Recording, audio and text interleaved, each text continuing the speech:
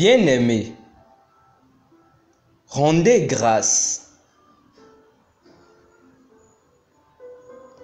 1 Thessaloniciens chapitre 5 verset 18 nous dit: rendez grâce en toutes choses, car c'est à votre égard la volonté de Dieu en Jésus-Christ. La volonté de Dieu en Christ Jésus à votre sujet est que vous rendiez grâce en toutes choses. Que signifie donc rendre grâce? Rendre grâce, c'est prononcer des bénédictions.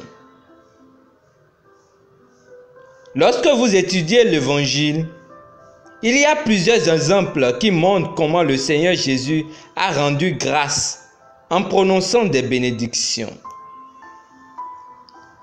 Dans Matthieu chapitre 26 verset 26, juste avant sa trahison, la Bible dit: pendant qu'il mangeait, Jésus prit du pain et après avoir rendu grâce, il le rompit et le donna aux disciples en disant: prenez, mangez, ceci est mon corps.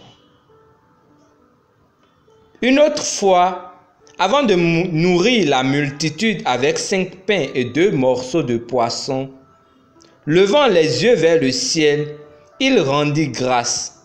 Puis, il rompit les pains et les donna aux disciples, afin qu'ils les distribuassent à la foule. Il partagea aussi les 2 poissons en tous. Marc chapitre 6, verset 41. Remarquez que ce qu'il a fait dans les 2 cas avec le pain et le poisson, il les a bénis. Marc, dans ses écrits, donne un aperçu supplémentaire de ce que Jésus a fait. Il a rendu grâce.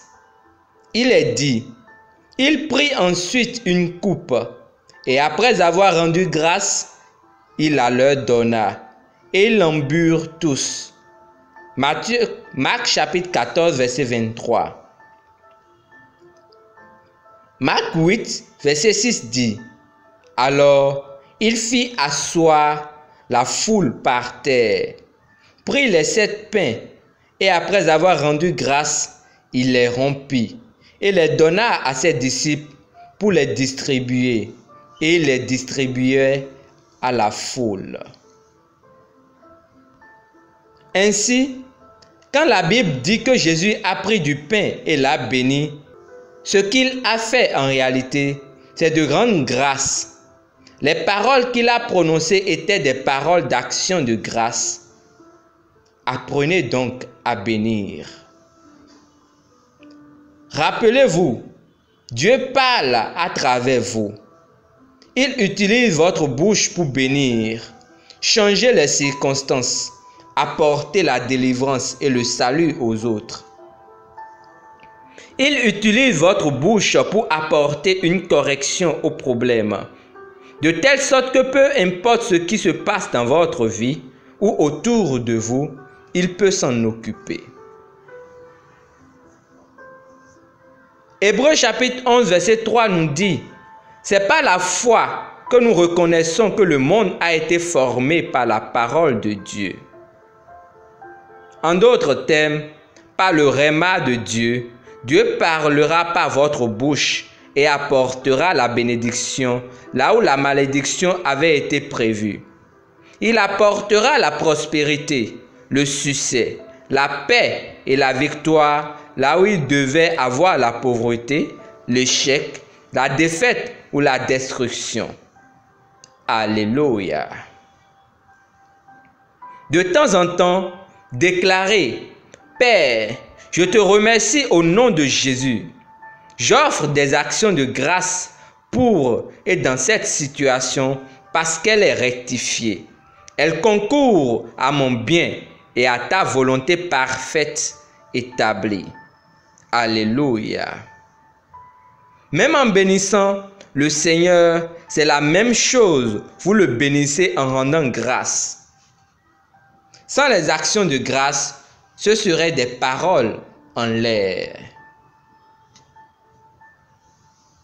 Prions ensemble. Cher Père, je prononce des bénédictions en toutes choses.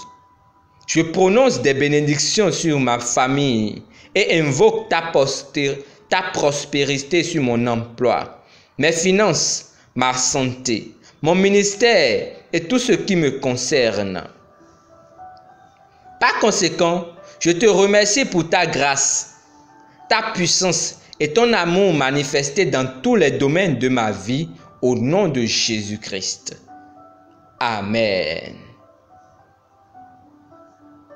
Pour une étude approfondie, lisons Colossiens chapitre 3, verset 17, Psaume 118, verset 1, Psaume 105, verset 1 à 2 et le Psaume 41, verset 13.